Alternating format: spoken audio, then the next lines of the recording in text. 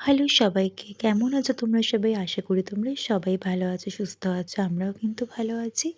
শীতকালে কিন্তু সকালবেলায় কম্বল ছাড়তে অনেকটাই ল্যাজ লাগে, খুব কষ্ট হয়। আর শীতকালে কিন্তু যেহেতু কম্বল, কাঁথা এক্সেট্রা এক্সেট্রা অনেক কিছু গায়ে দেওয়ার জিনিস বেরায়, তো সেক্ষেত্রে বিছানা তোলাটা কিন্তু অনেকটা সময় সাপেক্ষ ব্যাপার।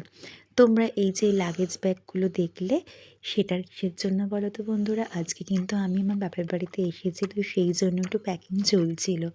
আর তোমরা হয়তো সবাই জানোই যে বাচ্চা থাকলে কিন্তু জিনিসপত্র অনেক আরও বেশি হয়, তাই না বলো? ৭ দিনের জন্য এসেছি ঠিকই, কিন্তু এত সব কিছু নিয়ে আসতে হয়েছে যে মনে হচ্ছে ৭ মাস।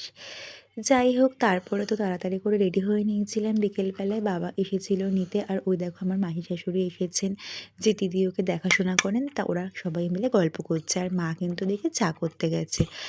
আমরা কিন্তু গাড়িতে উঠে পড়েছি, চলেও এসেছি প্রায় বাড়িতে দেখো। আর ডোডো কিন্তু তার দাদুর কোলে বসে কি সুন্দর এনজয় করছে।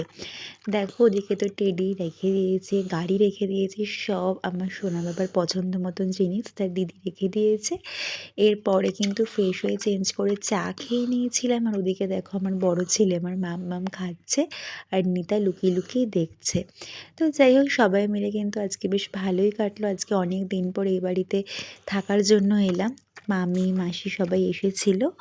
তো আর নিতা দেখো ওদিকে বাবার ওই আলমারির ওপরে উঠে সবাইকে দেখছে আর অ্যাটেনশন সিক করার চেষ্টা করছে।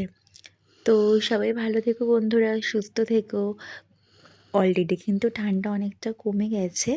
যতই বলো ঠান্ডা যখন অনেক বেশি ছিল, আমরা বলছিলাম চলে গেলে ভালো, কিন্তু ভালোই লাগে ঠান্ডা।